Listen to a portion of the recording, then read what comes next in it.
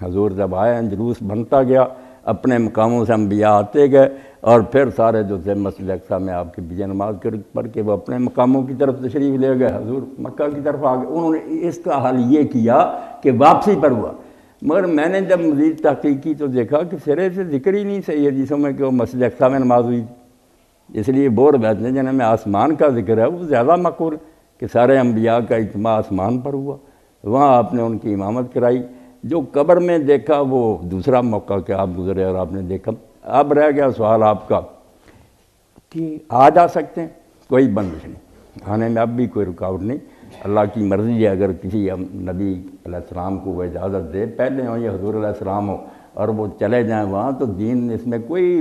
رکاوٹ نہیں ڈالتا، مگر اس کا ثبوت ہونا چاہیے۔ ہم اپنی طرف سے گڑھ لینا کہ اس محفل میں آئے ہیں تو یہ تو کوئی بات نہیں، ہمیں کوئی پتہ بھی ہو کہ دین کہتا ہے یا کسی نے آنکھوں سے دیکھا پھر تو بات ہے۔ خواہ مخواہ اگر ہم تصور کریں تو وہ ڈاکٹر صاحب بس ایک دل کو خوش کرنے والی بات ہے نا، پروف ہونا چاہیے، باقی رکاوٹ نہیں، بالکل کوئی رکاوٹ نہیں۔ اللہ تعالیٰ جہاں چاہے اپنے انبیاء علیہ السلام کو اجازت دے دے، اولیاء کو دے دے۔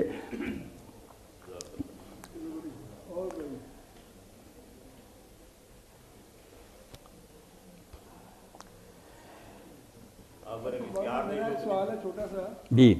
یہ جرابوں پر جو مسئلہ ہے اس کے متعلق کیا؟ پہلے تو ڈاکٹر صاحب جیسے آپ نے فرمایا نا، آپ حج سے واپس لوٹے ہیں، انتہائی خوشی ہوئی، اللہ تعالیٰ آپ کے لیے یہ حج مبارک کرے۔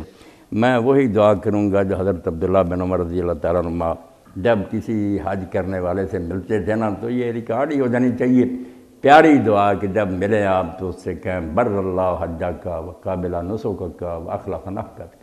اللہ تعالیٰ تیرا حج حج مبرور کرے جو اللہ کے ہاں قبول ہے، اور تیرے مناسک قبول فرمائے، اور جو خرچ تو نے کیا اس کے بدلے میں اللہ تعالیٰ اور دے۔ تو اللہ تعالیٰ سارے جانے والوں کا حج قبول فرمائے، جو نہیں گئے انہیں بھی موقع دے۔ واقعی حرمین کی زیارت سے بڑھ کر کوئی دولت نہیں، بندہ مومن اگر اس کے اندر ایمان کی رمق ہو نا تو وہ محسوس کرتا ہے کہ میرا اس نعمت سے محروم رہنا انتہائی خسارے کی بات ہے۔ سب سے پہلے کرنے کا کام یہ ہے کہ مکہ جانے آنے کا خرچ ہو جائے، اور تھوڑی دیر کے لیے گھر والوں کے لیے وہ خرچ چھوڑ سکتا نا، تو پر لگا کر اٹھ جانا چاہیے۔ حرمین کی حاضری سے محروم اگر رہے کلمہ گو آدمی تو بدبختی ہے۔ تو جو ڈاکٹر صاحب نے پوچھا جرابوں کے مسئلے کا، اس بارے میں آپ سن لیں،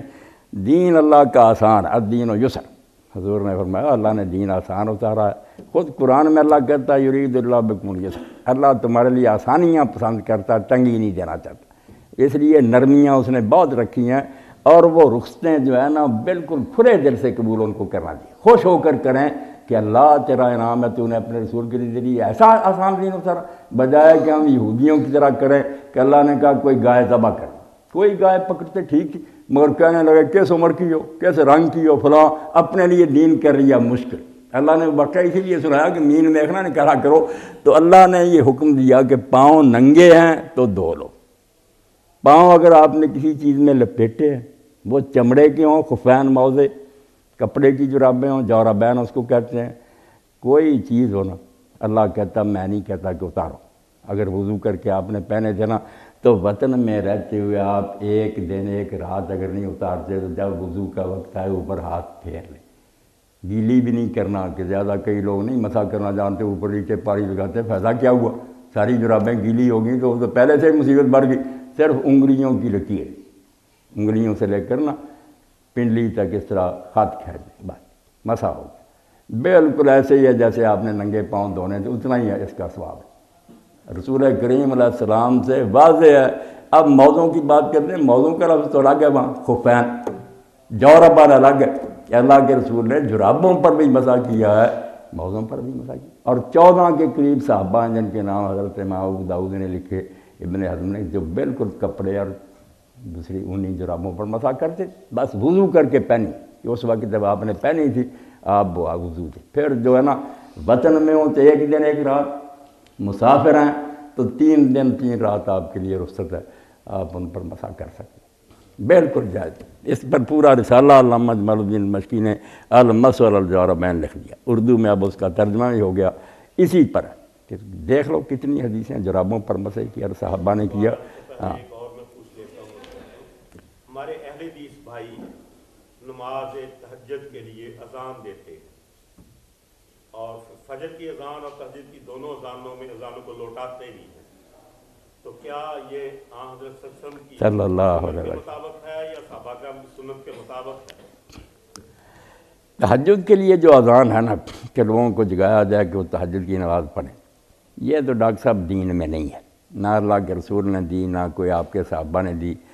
جو اذان ہوتی تھی، اذانیں باقی فجر کے لیے دو ہی ہوتی تھیں، ایک عین ٹائم پر جب ہو جاتا وقت، ایک اس سے پہلے تھوڑی دیر، مگر وہ تہجد کے لیے نہیں تھی۔ اس میں الفاظ ہیں لیرجع قائمک، تاکہ جو تہجد پڑھ رہے ہیں ان کو ہٹا دیا جائے، ان کو اب نوٹس دے دیا جائے کہ وقت بالکل قریب ہے، اب آپ تھوڑا سا ریسٹ کر لیں، اور اگر تازہ وضو کرنا کر لیں۔ وہ یوں کہ نائمک، جو سوئے پڑے ان کو جگا دیا جائے کہ اب تو جماعت ہونے کا وقت آ گیا، کیونکہ دوسری اذان جو ہوتی تھی بالکل فجر طلوع ہونے پر، اس کے بعد اکثر زیادہ وقت نہیں ملتا تھا، یہ جو نا 1.5 گھنٹہ یا آدھا گھنٹہ نہیں، بس 2 سنتیں پڑھی، 50 آیتیں آدمی پڑھ سکتا تھا 10 منٹ سر، جماعت کھڑی ہو جاتی، بہت اندھیرے میں غلط میں لمبی ہوتی تھی، 100 کے قریب آیتیں ٹھہر ٹھہر کر، اس لیے روشنی ہو جاتی۔ تو اس لیے کہ اگر عین وقت پر بھی اذان رہتی صرف ایک ہی تو کئی لوگ جماعت سے رہ جاتے، ان کو تھوڑی دیر پہلے یہ نوٹس ہوتا تھا،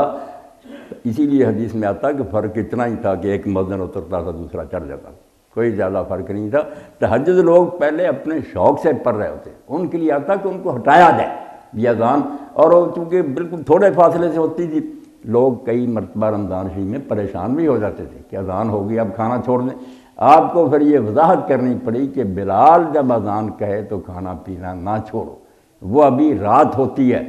تمہیں اطلاع دینے کے لیے وہ اذان دیتا ہے۔ جب ابن مکتوم اذان دے گا نابینا صحابی، وہ چونکہ جب فجر ہوتی ہے اور ہم کہتے ہیں کہ فجر ہوگی، وہ عین ٹائم پر دیتا، اس وقت کھانا پینا بند کرو۔ یہاں بھی لوگوں نے غلطی کر لی، خاص کر اہل حدیث حضرات تو بہت کرتے ہیں کہ کھانا پینا رکھا ہے پاس ہی، چائے وغیرہ دوسری اذان کے بعد پیتے کھاتے رہتے ہیں، اور کہہ دیتے ہیں حضور نے کہا بلال اذان دے، بلال کی اذان تو پہلے ہوتی، اس وقت تو سحری کے وقت ہوتا تھا۔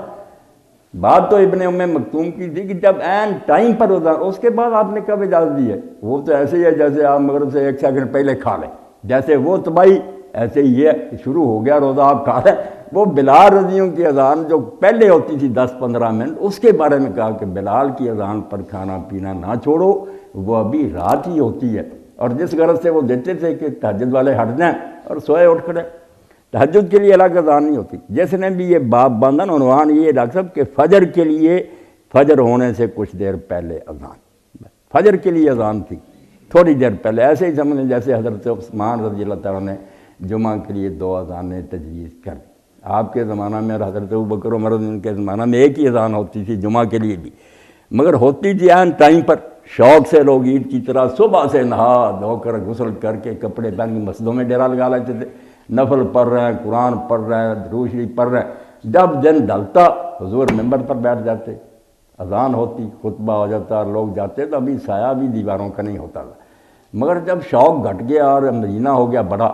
حضرت عثمان رضی نے کہا اگر وہی اذان رہی تو خطبہ ہونے تک تو یہ لوگ رہ ہی جائیں گے، اس لیے پہلے ایک اذان کہلوائی پہاڑی کے اوپر کے لوگ اکٹھے ہو جائیں، پھر عین ٹائم پر۔ اس طرح کا یہ حال ہے کہ فجر کے لیے تیاری کے لیے تھوڑی سی دیر پہلے ایک اذان، دوسری عین وقت پر۔ تہجد کے لیے کوئی مشکل اذان نہیں، اذان کا لوٹانا، ترجیح، ریپیٹ کرنا، یہ سنت۔ اب ہوا یہ